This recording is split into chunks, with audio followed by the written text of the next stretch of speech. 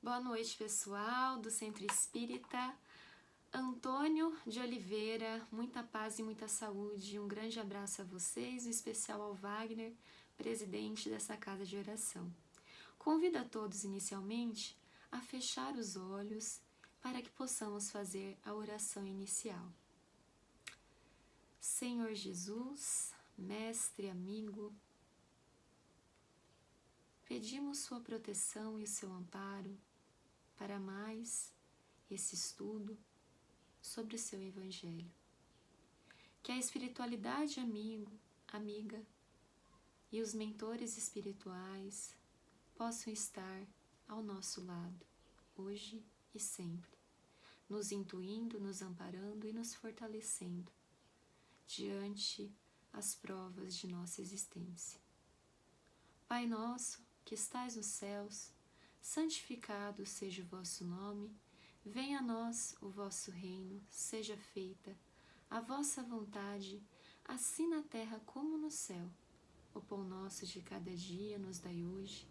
Perdoai as nossas dívidas, assim como nós perdoamos os nossos devedores. E não nos deixeis cair em tentação, mas livrai-nos de todo o mal, que assim seja. Essa mensagem que eu comentarei hoje se intitula Entra e Coopera.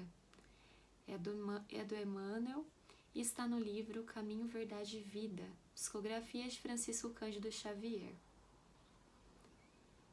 Vamos, à luz da doutrina, clarear alguns dos trechos dessa mensagem que poderá contribuir para a nossa renovação íntima e para a nossa evolução espiritual. E ele, tremendo e atônito, disse: Senhor, que queres que eu faça? Respondeu-lhe o Senhor: Levanta-te e entra na cidade, e lá te será dito o que te convém fazer. Atos capítulo 9, versículo 6. Esta particularidade dos Atos dos Apóstolos reveste-se de grande beleza para os que desejam compreensão do serviço com Cristo. Se o mestre aparecer ao rabino, apaixonado de Jerusalém, no esplendor da luz divina e imortal, se lhe dirigir a palavras diretas, inovidáveis ao coração, por que não terminou o esclarecimento recomendando-lhe, ao invés disso, entrar em Damasco a fim de ouvir o que lhe convinha saber? É que a lei da cooperação entre os homens é o grande e generoso princípio, através do qual Jesus segue de perto a humanidade inteira pelos canais da inspiração.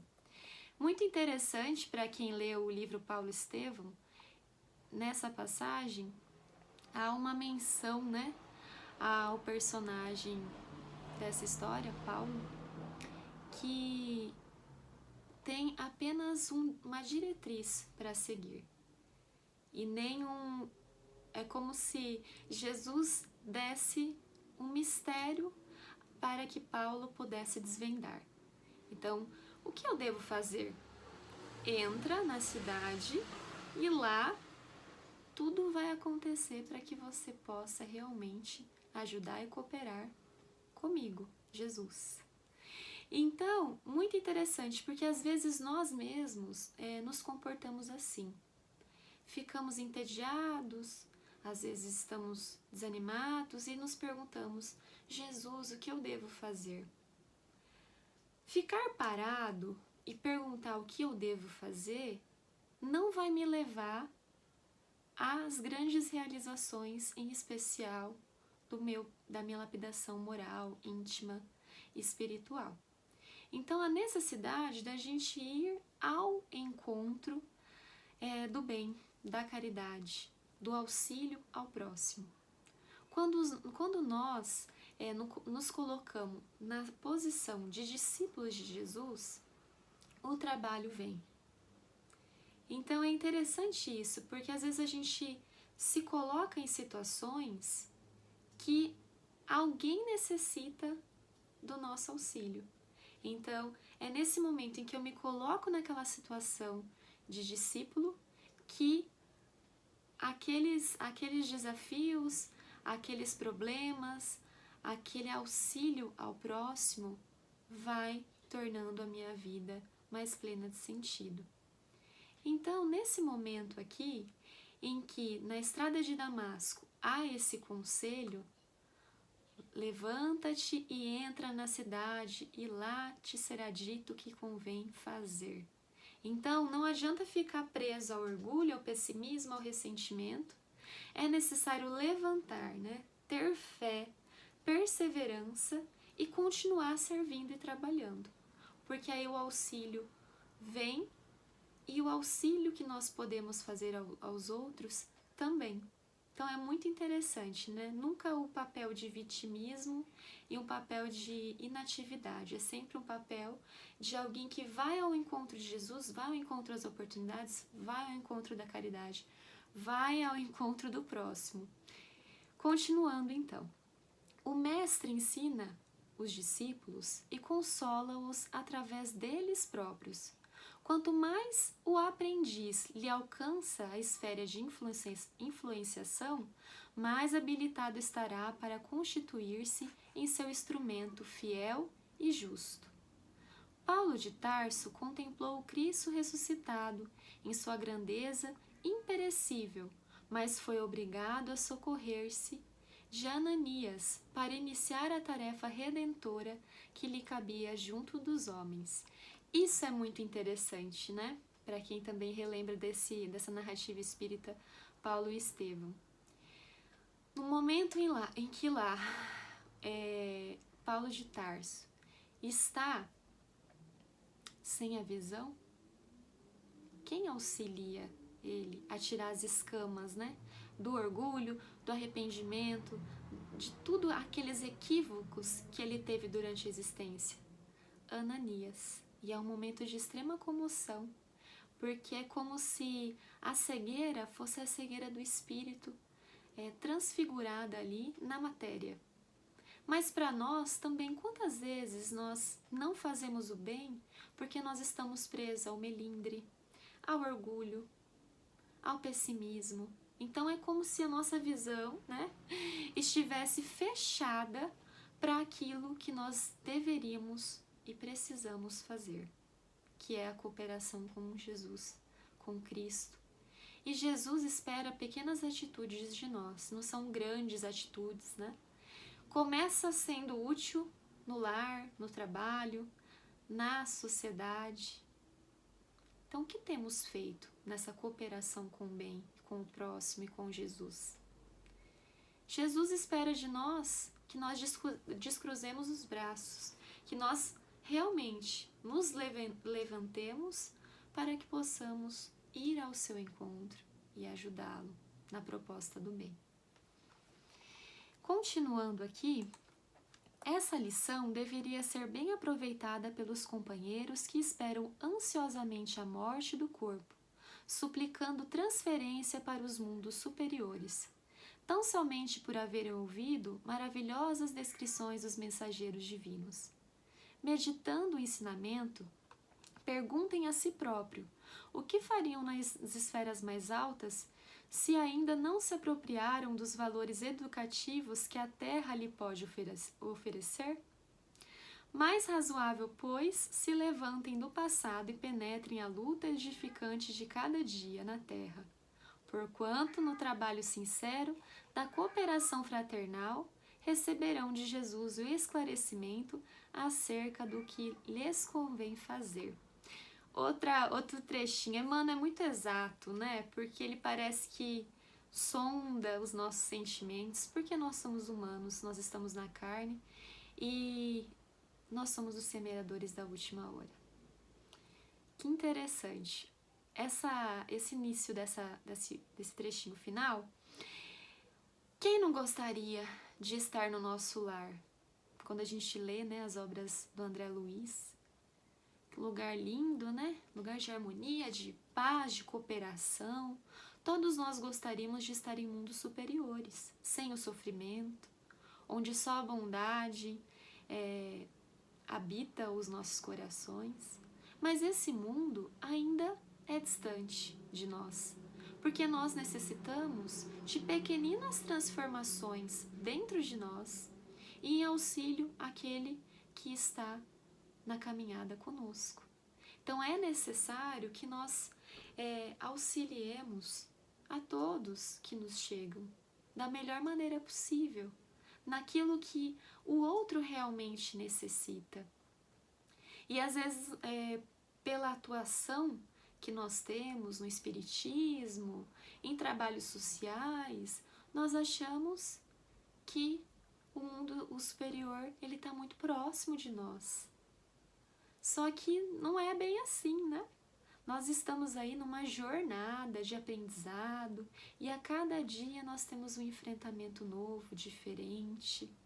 Então vamos nos preocupar em viver melhor a nossa vida hoje, que é tudo que nós temos. O que vai acontecer quando nós desencarnarmos é consequência daqui. É a lei da ação e reação. Então eu quero ter lá um castelinho no plano espiritual, eu tenho que organizar os meus tijolinhos das boas ações todos os dias, para que realmente eu vislumbre, né, aquele lugar que eu imaginei. E que também vai ser de trabalho, vai ser de serviço. Olha que interessante, né? Eu conversei com uma médium e ela estava comentando que estava indo a São Paulo levar um casal para fazer um trabalho de mediunidade em São Paulo. E esse casal ficou muito curioso com a atuação dessa médium e perguntou para ela quanto de bônus horas cada um deles tinha.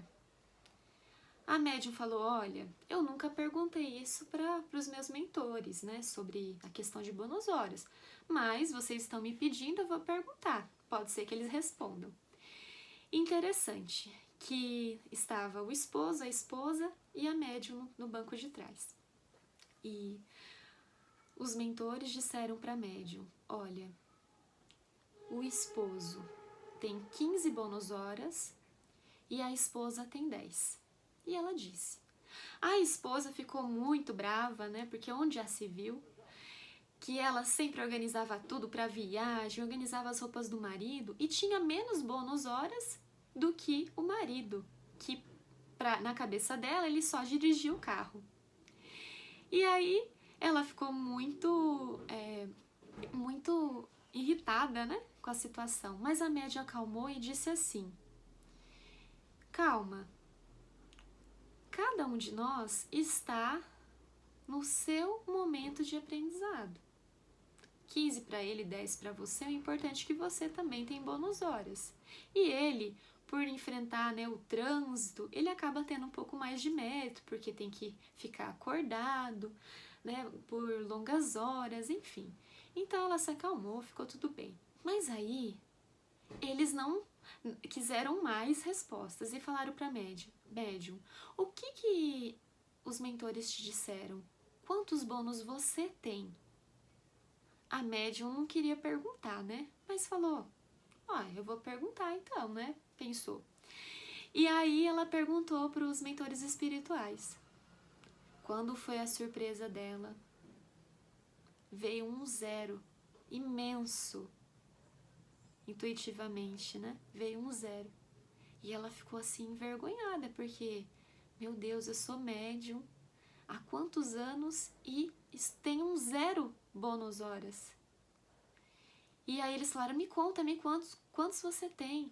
E ela disse, 0. E eles riram, né? Nossa, 0!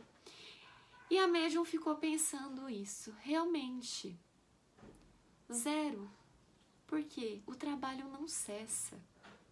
Longe de ficar com melindre, revoltada com a espiritualidade, ela falou, realmente, o 0 é um bom número, porque a mediunidade nada mais é que uma transferência, um auxílio, um instrumento das capacidades que são divinas e que nos possibilita auxiliar as outras pessoas. Então esse é um aprendizado interessante, porque às vezes a gente nos vemos como maiores do que somos, ou às vezes nós nos vemos como menores do que somos. Mas quem conhece nossa intimidade? Deus. E nessa passagem, né, entre Ananias e Paulo de Tarso, quem conhecia a intimidade deles? Jesus. Jesus sabia o quanto seria importante Ananias devolver a visão, tirar as escamas do orgulho, do egoísmo, do melindre, enfim, do ressentimento, do rancor que Paulo estava sentindo naquele momento. E o quanto seria uma troca. E é isso que torna a nossa vida tão importante, tão especial, nossa existência. Estamos sempre numa troca constante. Hoje ajudamos, amanhã seremos os ajudados. Então, a inatividade não contribui para que a nossa vida melhore. É necessário ação no bem, levantar-se, ir ao encontro de Jesus nas pequenas coisas, para que o bem realmente habite em nós, naquelas pessoas que estão ao nosso redor. Muita paz para vocês, que nós possamos realmente cooperar com Jesus nas pequeninas coisas, para que um dia possamos finalmente habitar os mundos superiores e estarmos naquilo que realmente almejamos na nossa jornada espiritual. Convido a todos novamente a cerrar os olhos, agradecendo pela oportunidade divina dessa encarnação. Que Deus nos fortaleça, habita em nossas atitudes, em nossos pensamentos, em nossas palavras, e que possamos ser seu instrumento de trabalho, de força e compreensão. Pai nosso, que estais nos céus, santificado seja o vosso nome. Venha a nós o vosso reino, seja feita a vossa vontade, assim na terra como no céu. O pão nosso de cada dia nos dai hoje. Perdoai as nossas dívidas, assim como nós perdoamos os nossos devedores. E não nos deixeis cair em tentação, mas livrai-nos de todo mal, que assim seja.